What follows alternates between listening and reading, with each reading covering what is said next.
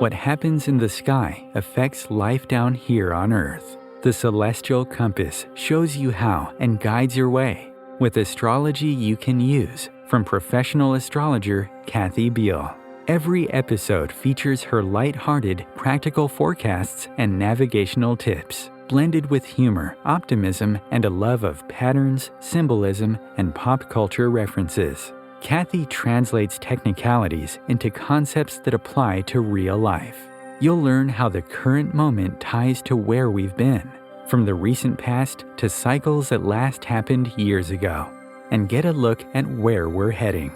And much more, from special topics to special guests. The Celestial Compass, enlightening, entertaining, and empowering. Here's your host, Kathy Beal. Greetings, Earthlings. This is Kathy Beal of EmpowermentUnlimited.net, welcoming you to yet another edition of Celestial Compass. We'll start with a brief update of the forecast before we get on to the main event. And this week, we're going to feel a shift, although not as fast as we want, in the atmosphere. Sagittarius time is coming. Actually, in 2 days, the sun moves into Sagittarius, and Mars follows a couple of days later. And this is generally fun, adventurous, kind of high energy. People want to do things, get together, kind of nice for the Thanksgiving weekend coming in the U.S. However, this time, there is a little bit of a quite a bit of a not so fast aspect in the sky, a big influence saying, gotta slow down, maybe even some big no's, because as soon as the sun and then Mars enter Sagittarius, the first thing they do is hit a wall from the planet of adulting, Saturn. So you may find a bit of frustration or things taking longer than you want, or there could very well be repercussions or being called to answer for things you've been saying or espousing or running your mouth off about. So this is a gigantic reminder that at family gatherings over the holidays, it's generally ill-advisable to try to force your viewpoint onto somebody else, and this really underscores it greatly. So tread lightly with the topics that are generally not good to talk about at family gatherings, politics and religion. You will see by the weekend, we'll have a full moon in Gemini, which is the Chatterbox Cafe or Communications Central, and that is going to be in the same kind of challenging relationship to Saturn. So you might find some ideas hitting the end of their course or some lines of conversation having to be tweaked with, but it's definitely not going to be quiet.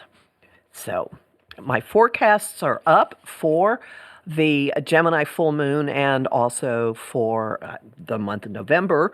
They're always at omtimes.com, and they are also on my site, empowermentunlimited.net, where you can also get a weekly, about a 10-minute spoken podcast, now with transcription due to listener request. At any rate, enough about that. In honor of Sagittarius season coming, I have a colleague who is Sagittarian to the max. I'm very happy that we're talking today with Louise Edington of Cosmic Owl Astrology.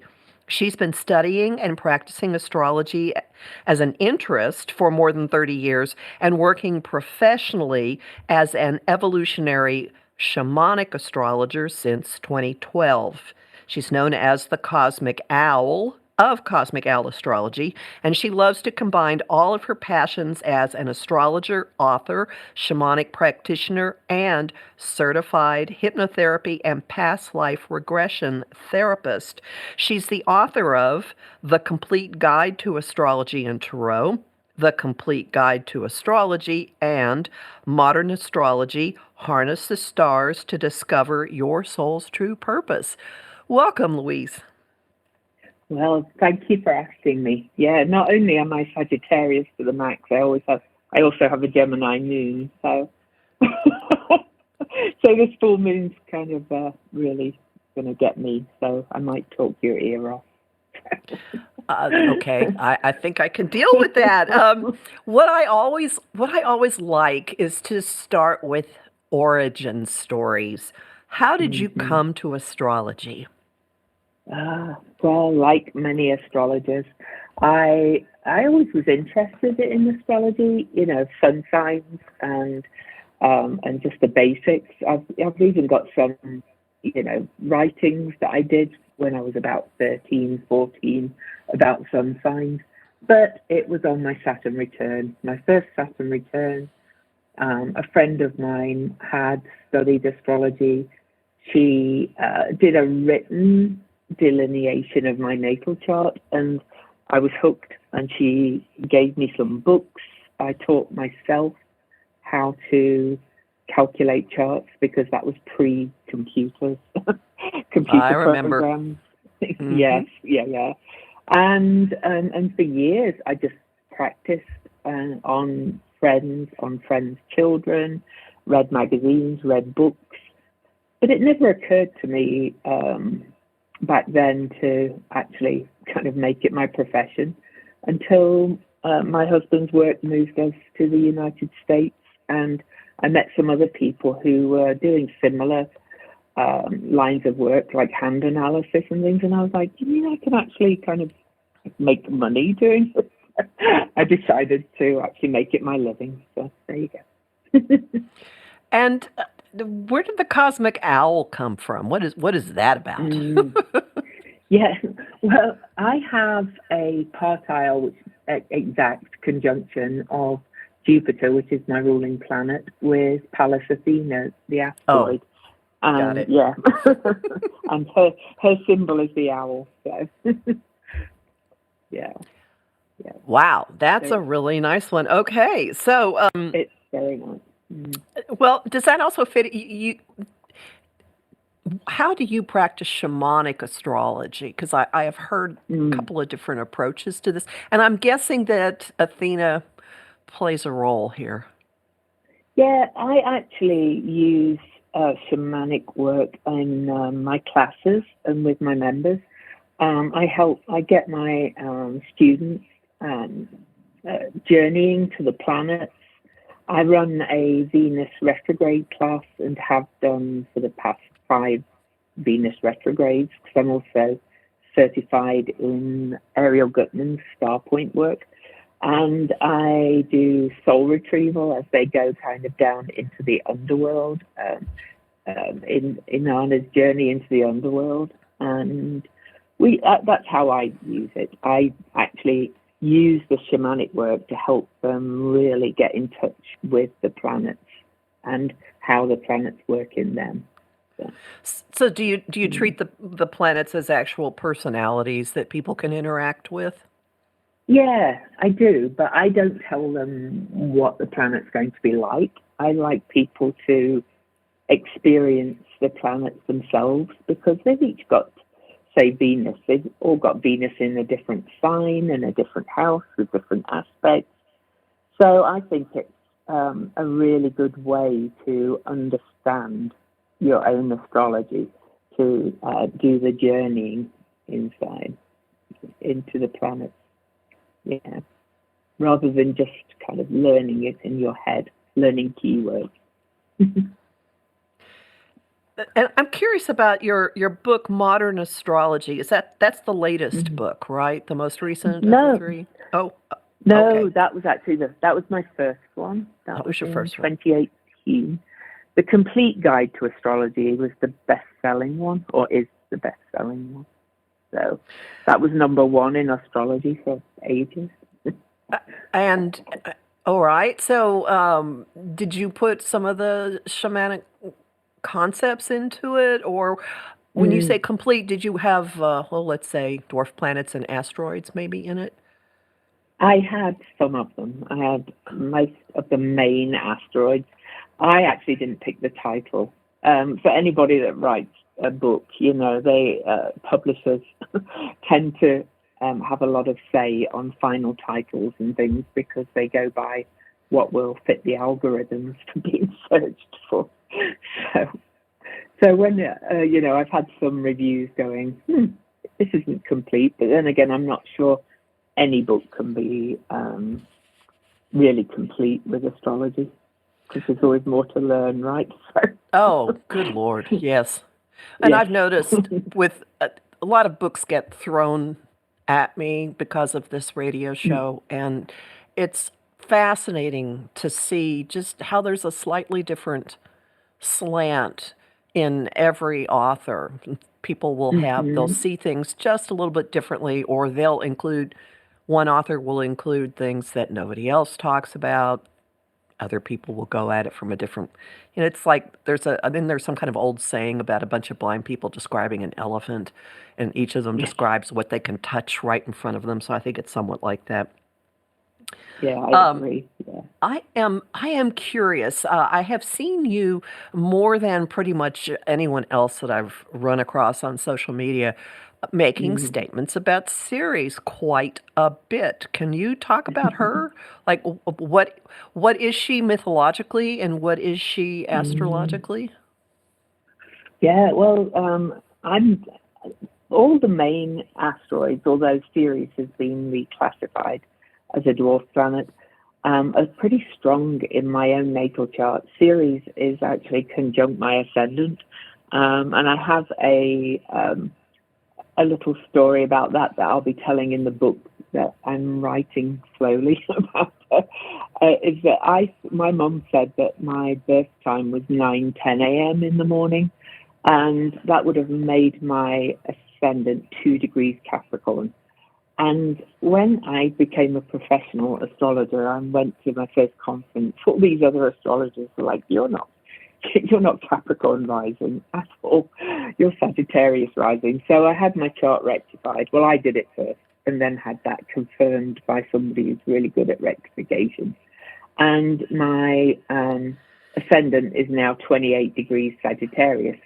But my Ceres is 2 degrees Capricorn, where I thought my ascendant was. So that kind of uncovered Ceres for me. And in the myth, Ceres is the same kind of goddess as Demeter, the mother in the Greek pantheon, the mother of Persephone, whose daughter was taken away into the underworld and then became the queen of the underworld with Hades or Pluto. And she's kind of the goddess of the grain. She's known as the Great Mother. She represents a few things in the myth. In Rome, she was also goddess of the common people. She is said to have given the grain to humans on Earth so that they could grow the grain. And when she was in grief at the loss of her daughter, she caused a famine. And that's how the resolution was that Persephone would come back to her mum for some months of the year. All the myths kind of differ, length of time.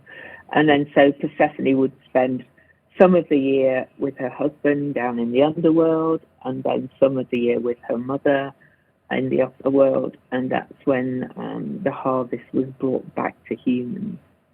And in astrology, she's kind of got those same themes, but my working title for the book is actually Ceres, the mother wound, or Ceres, the nurture wound. I can't decide which one to do, because I think it's all about nurturing, because she was discovered on January the 1st, 1801, right in the middle of the Industrial Revolution. And she was designated a planet for about the first 50 years, then demoted to asteroid.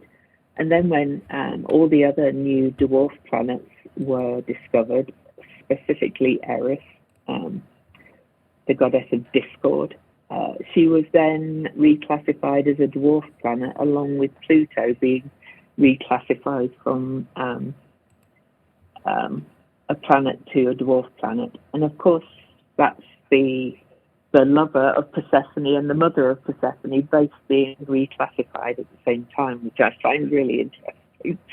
So, but anyway, I kind of feel like she's come into our consciousness because, of course, she was always there, to kind of show us her grief of how we're living on this planet, and how we're treating each other, treating the planet. So on that meta level, she's kind of the mother wound, but also at the micro level, she can be that in your chart as well. And that's definitely true for me in my chart. So. Mm-hmm. And you had said while we were talking before the show started that as we are recording this, she's making an aspect, right? Yes, she's actually conjunct the Sun at the end of Scorpio right now, and in a sextile aspect to Pluto, so, to the Persephone's lover. So they're actually speaking to each other right now. So, yeah, and there's an interesting lineup of planets coming up at the end of next year where Venus, Ceres, and Pluto all meet at 0 Aquarius. So I'm aiming to get my book published right before that. Oh, so she's in the mix too. That's interesting. So two aspects of the feminine meeting up with Pluto. Yeah, and the more I work with the Venus retrograde as well, I kind of see Venus as Persephone, and so the three of those working together, they are coming to this point of healing, I hope. At 0 Aquarius, which is a hot degree, of course, as you will know, because we have the Jupiter-Saturn conjunction there. We've had a few other conjunctions there. Now I don't pay attention to asteroids much, so that one will now go on my radar. Okay. And shall I tell you why I see her as a personal planet? Oh, I would love to hear that, please. Cool. Yeah. Well, I live in Utah, so I live in the land of the Mormons. My daughter had given the missionaries our address, and so 2 young missionaries and their bishop turned up at the door to try and convert my daughter. And being the protective mother with my own Ceres in Capricorn, I kind of stood in the background with my arms folded while the missionaries were talking about the Heavenly Father this, the Heavenly Father that. And so I suddenly piped up, I'm like, so where's the Heavenly Mother in all of this? And they said, well, she's hidden in plain sight. She's so precious that, she's protected. And I'm like, oh, my astrologer mind immediately went to, it's Ceres. She's hidden there in the asteroid belt, but she's actually really planet-like because she's round. She's got water. She's not like an asteroid really at all in her makeup. And so I'm like, she's just this kind of hidden mother figure that we've not been honoring all this time. So there you go. Well, that is a lot to chew on.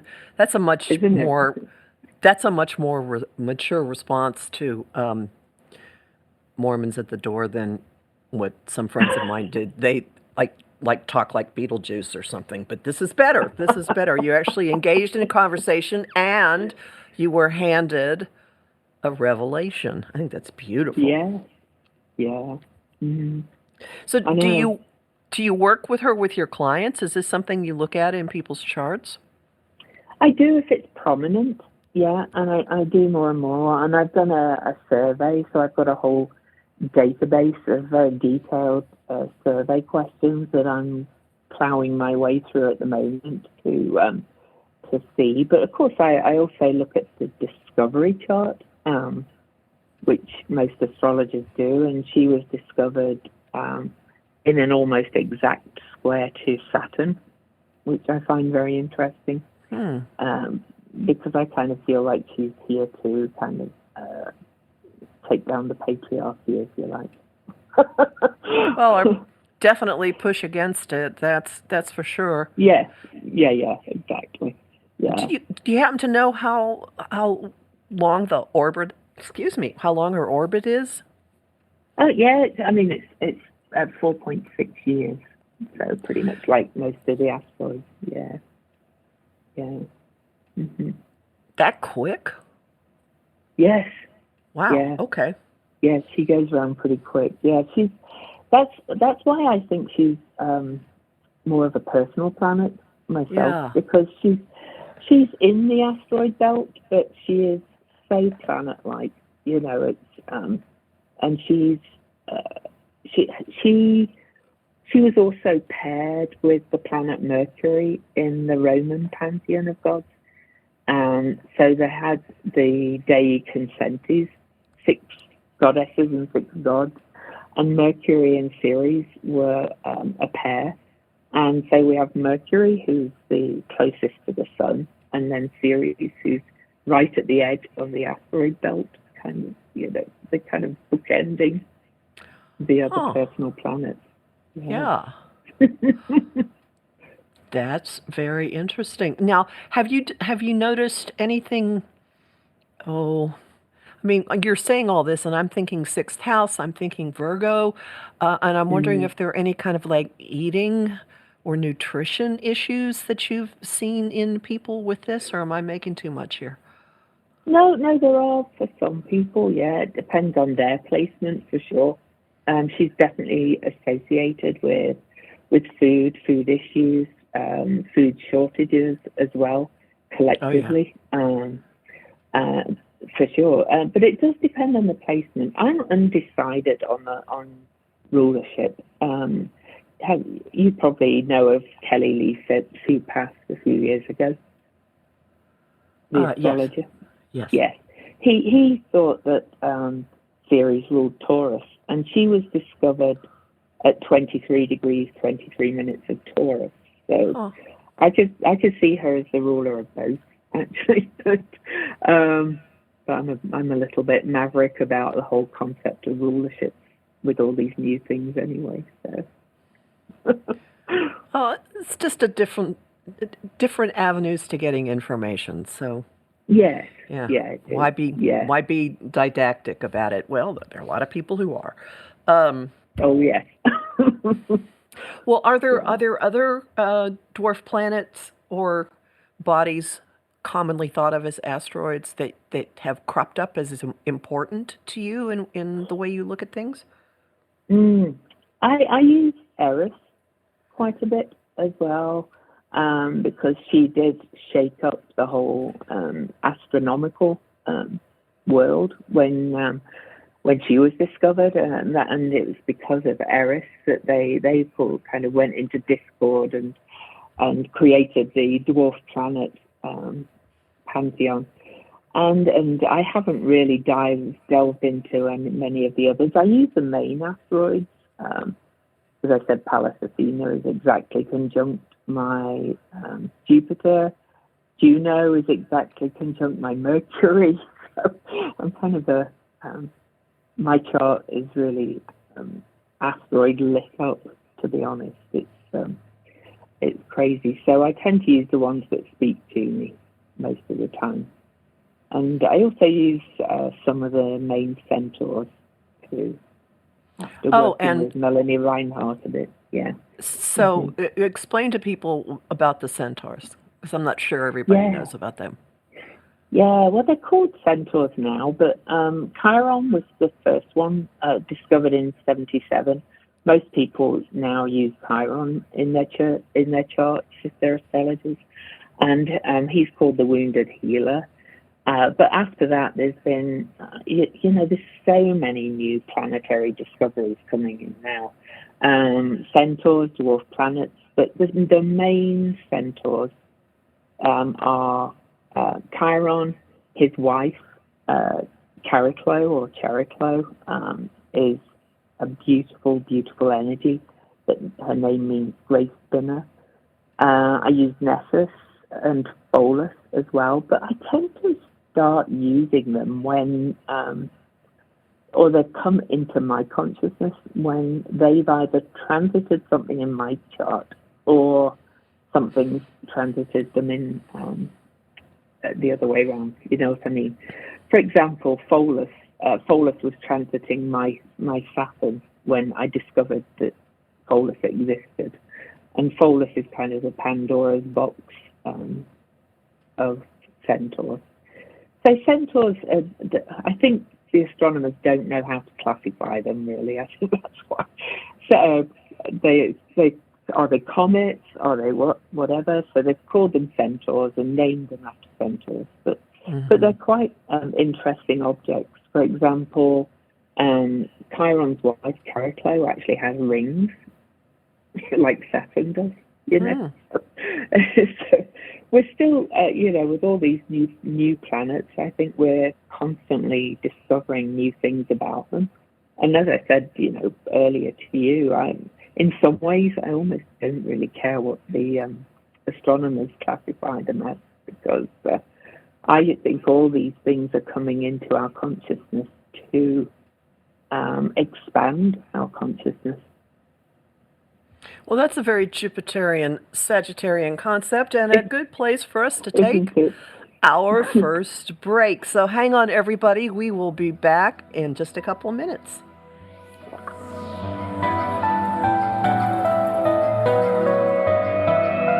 Conscious media for conscious minds. Om Times. Host your show on IOM FM, the radio network of Om Times Media, one of the more recognized brand names in the conscious community, and is backed by the extensive marketing reach of Om Times. Hosting a show on IOM FM immediately connects you with our extensive dedicated community. Grab a cup of tea or a glass of wine and tune in for Inspired Conversations with publisher Linda Joy on Tuesdays at 2 p.m. Eastern. Linda creates sacred space for leading female luminaries, empowering authors, heart-centered female entrepreneurs, coaches, and healers. A soulful venue where guests openly share the fears and obstacles they've overcome, wisdom and lessons learned, and the personal journey that led them to the transformational work they do in the world. Inspired Conversations to empower you on your path to authentic, soulful living.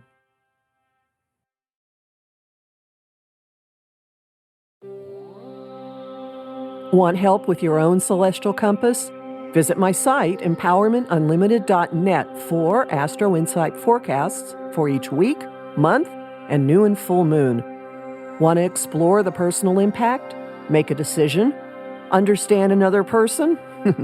It is possible. Click the Services tab to book a personal session with me. That address again, empowermentunlimited.net. Ascending Hearts is no ordinary dating site, but a spiritual dating site with a purpose, to link you with your soulmate. We engineer the serendipity so you can trust that you will attune with someone that has the same matching vibration as you. Ascending Hearts, the conscious dating site for the spiritually aware. Try Ascending Hearts for free, ascendinghearts.com. You came across someone struggling with hunger. How would you recognize them?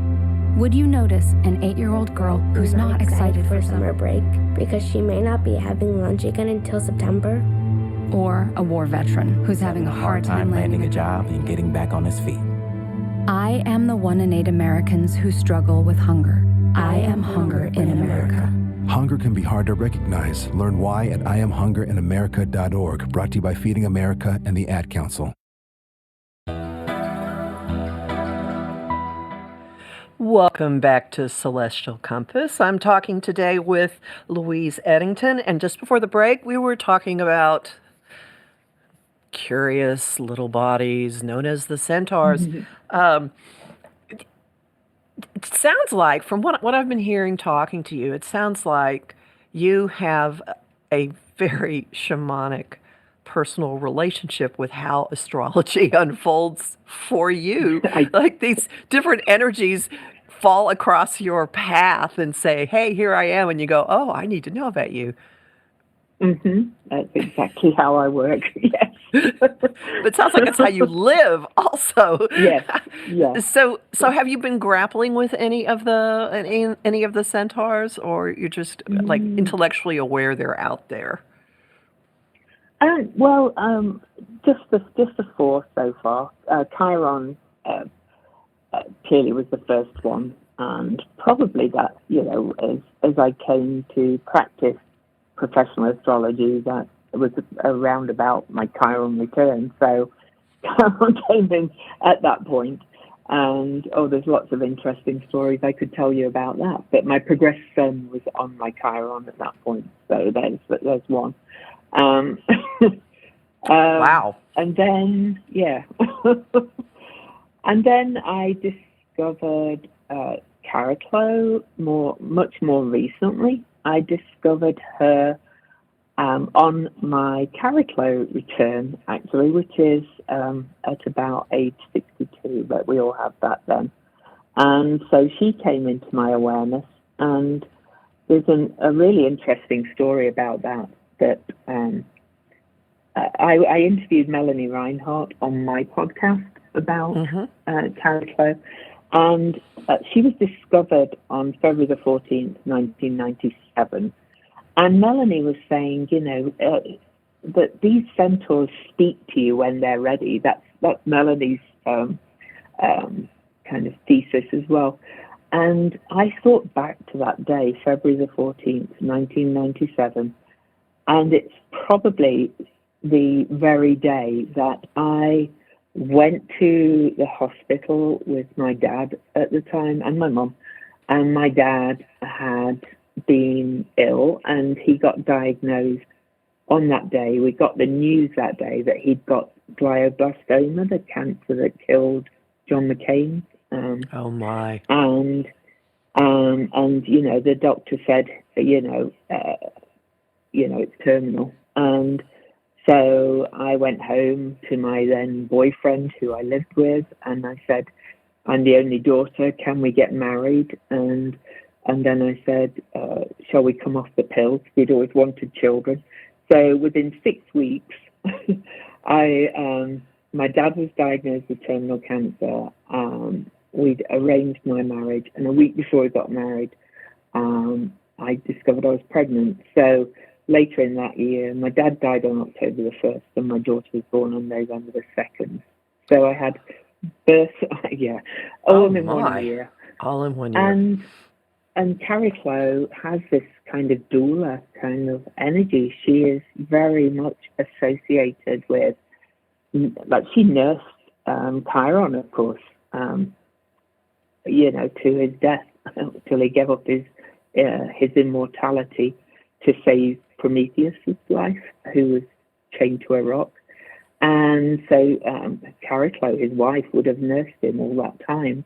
But she's also associated with, birthing, midwifing as well. She's very much that kind of doula energy of holding space and nursing.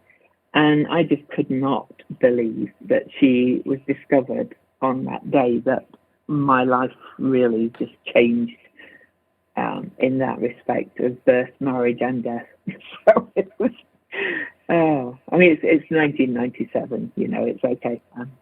I could talk about it. But you do have a direct and personal relationship with these energies. It's truly remarkable. Truly remarkable. Yeah. Wow. Okay. What I started wondering. Yeah, I'm sorry. Go on. Sorry. Yeah, and as I said, I discovered Pholus when Pholus was exactly conjunct my Saturn, and then Nessus. And Nessus is Nessus reveals abuses of power, amongst other things. Nessus was square my Moon-Jupiter opposition when I discovered Nessus. So. That's just astonishing. Yeah. One thing that what lit up for me as you were talking, I am curious. Have you noticed anything with Eris and Chiron traveling in the same sign lately? Do you have any observations about that They're both in Yeah. Aries. Oh, yeah. Well, I've done a video on it. Eris is, we're recording this on November the 20th. On the 27th, Eris has an exact conjunction with the North Node, which happens every few years. I think the last one was 2005, but this one, of course, we've had Pluto square the node all year as well. So Pluto is still really square Eris. We also had 5 Pluto Eris squares during the worst part of the pandemic of COVID. So she really caused the discord. And Chiron as well, I think is really kind of giving us the opportunity to take a stand and kind of be the key to healing. That's kind of, the quote, be the change you want to see in the world, which is very Aries, I think that's what Chiron's there for, really, to help us to unlock it. Yeah. Have you thought much about the eclipse coming up next spring, conjunct Chiron? Maybe not. Maybe Yeah. Well, I have kind of looked at it. As you gathered, I kind of have this very shamanic connection with the things, and so I feel it more as I get closer. But of course, I've looked at that eclipse; it's huge, and I am going to be driving to see it. So, or we are. But it's exactly conjunct Chiron. It's only 4 degrees from the North Node. Mercury's retrograde conjunct Eris. We know that the 2017 eclipse pretty much caused a big split in the US. We've seen the separation get wider and wider in so many ways, like wealth and politically and all those kind of things. And this eclipse splits the country in 2 as well, but this one from south to north. So I think it's kind of looking a bit aggressive, really, to be quite honest. I think it's really gonna open up our gaping wounds even more, unfortunately. And I'm very Jupiterian, so I'm very positive normally, but sometimes some things look a bit angry. So, yeah. Well, they could very well be, and I keep coming back to the words of the astrologer who first started hammering Chiron into my head, like, I don't want to pay attention to this. And she kept saying that an older astrologer who doesn't practice online and isn't very visible told me that she'd always noticed that when transiting Chiron going through someone's chart brought an opportunity for healing, and you have said that too. And who knows, maybe there is something coming out of this. I've seen Chiron in Aries as really inflaming what we call toxic masculinity. So with Eris coming into the mix, I kind of think sometimes that these things get inflamed so that we kind of see them for what they are. And then, I think that was kind of always there. We've, now got the, well, I won't name the names, but yes, like you said, the toxic masculinity and the attacking, the insurrection and all that kind of energy. But I think 2024 is going to be a challenging year, but I do kind of look to that conjunction I talked about right at the end of the year as well, with Venus, Ceres, and Pluto at 0 Aquarius. I just kind of think that's kind of a real coming together in so many ways. Certainly seems to have that potential in it. Very, very much so. And it's seeding, SEEDING, a 20-year phase, because Pluto will be still in the doorway to Aquarius when this happens. So, yeah, wow, yeah. In fact, he'll only have been in 11, 12, just less than 3 weeks in his final ingress into Aquarius. So it's very new. And of course, Aries, the eclipse being in Aries, it is the first sign, and it is new beginnings. It's an initiating cardinal sign. So maybe Chiron's kind of going to, open up a few wounds so we can say, oh no, I've had enough of this. Can't take this anymore. We have to kind of take a stand and do something about it. I hope. I'm curious, what else have you been thinking about astrologically these days? Oh gosh, my busy Gemini moon opposing Jupiter, everything. Well, of course we've got the Jupiter Uranus conjunction next year as well. That's a big one. I just did a 2024 webinar that went down really well, and it's the first Jupiter-Uranus conjunction in the sign of Taurus since 1941. So that's going to be really interesting as well, especially with some of the stuff that's happening in the world right now. So,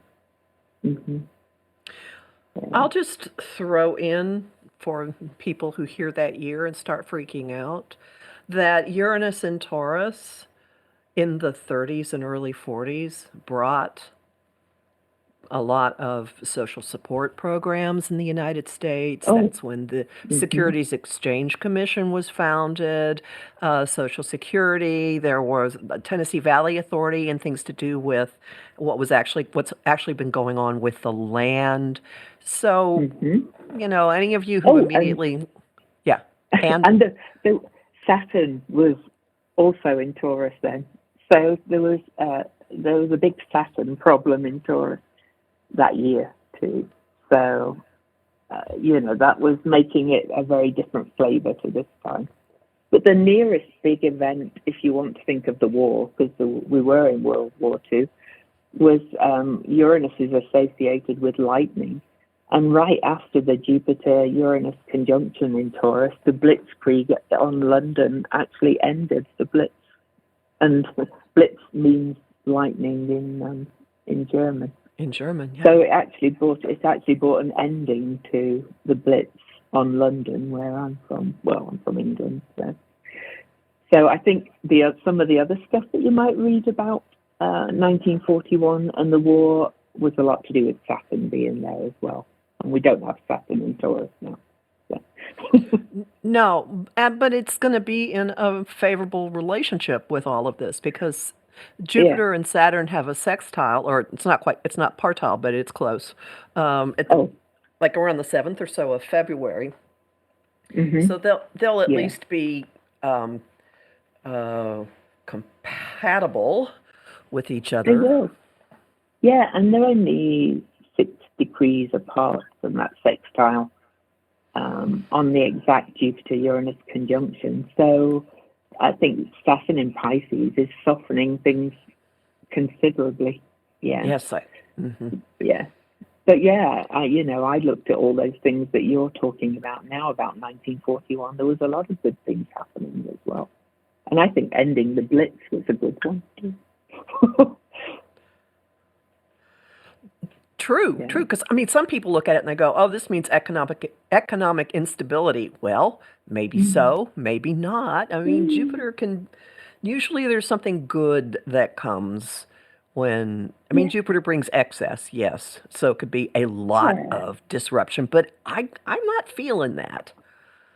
I'm not. It's not just money. I actually am really positive about a lot of clean energy discoveries and developments, because Pluto will be in Aquarius then, which the modern ruler is Uranus. Taurus is, our values and so on. It's not just going to be money. And I kind of like Anna Otley. She calls Uranus the benevolent rebel. He sometimes, does cause shocks and earthquakes, but sometimes the earthquakes uncover good things too. So, I don't always see Uranus as bad change either. Personally. As an Aquarian, I'm very fond of what that planet can do. Yeah. and you know that all planets have have shadow and light, high road and low road. You know, Jupiter, as you said, can be excess, and Venus. I work with the Venus cycle too, and Venus cycle as morning star, which she is at the moment, was the goddess of war for the Mayans, and the Ukraine war started under the last Venus morning star, and now we have Israel and Gaza right as this morning star was up. So all this, you know, one planet's really good, one planet's really bad. I don't actually really buy that, to be honest. No, it's all a spectrum. Yeah, It has spectrum of possibilities. Mm-hmm. And how we respond and what they're in aspect to and all these kind of things. Yeah. Yeah, people, clients will often categorically ask, was that good? And I go, well, Oh, I know. maybe it's good, maybe it's not. Depends on how you deal with it. Was that bad? Yeah. Well, maybe. I don't know. Could be either way. It just is. How about that? It just is. Yeah. I anyway. get so many clients who come in saying, oh, I want to talk to you. I've got Pluto's going to transit whatever in my chart. And I go, well, A, you've come to the right place, because I've had Pluto transit over almost everything in my chart. Oh, yeah. Because of the way my chart's set up. And, you know, I've had a very lucky life overall. And the Pluto transits have been quite rewarding, because I've kind of lent into them and done the personal growth, the transformation, you know. So, and you don't have to do it again. No, It's cleared. you don't have It's ever. cleared. Exactly. Yeah, but you know, I've got that whole Sagittarius stellium, as you know, and then it was opposing my moon as well. So I had Pluto they're all 7 degrees apart. So really, I had Pluto transiting everything for years and years and years, and I certainly was not. You know, my life was not a catastrophe at all. And I had a lot of personal growth. I wouldn't probably be doing what I do now and how I do it without Pluto, to be honest. Yeah, people live through it all the time. And it can show, there's a metamorphosis and transformation. It can show you how you are a survivor. Mm-hmm. Exactly. Yeah. Yep. But it's also Or kind of relentless. When Pluto moved over when Pluto moved over the ruling planet in my chart, I was just starting to study astrology, and my first teacher gave me a reading and said, "Oh, when this is over with, you'll write a book about your life." Well, I write constantly about my life. I have multiple books about my life, lots of writing about my life. Like, this really happened. You need to see this to believe it, kind of thing. So, you know. Yeah. At any rate, all you Capricorn people out there, you know, it's going to be, you're dealing with this, is about to come to an end. So take heart, take heart. And you know, I looked back over the Pluto in Capricorn years when I did my webinar for next year, and it had the Uranus Pluto squares, the Eris Pluto squares, the Saturn Pluto conjunction with Mercury, Sun, and Ceres all there as well at the same time. I was like, you know, that was a really tough Pluto through Capricorn transit for anybody because of all the other things.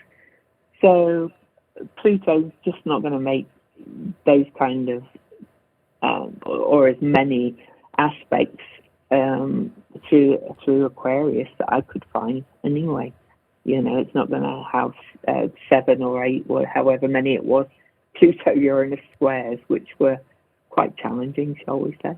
So, yeah, well, wrecking balls and earthquakes all at once. Yes. And then it culminated with the Saturn-Pluto conjunction weeks before there's a global lockdown. So I've come away with all this as we've been through a process of really, really stripping down what we absolutely have to have for our own foundation and infrastructure. And I think most people I know, and you've probably observed this as well, have extremely focused priorities at this point in their life. And they've all hit kind of a, I don't give a, you know what word about things.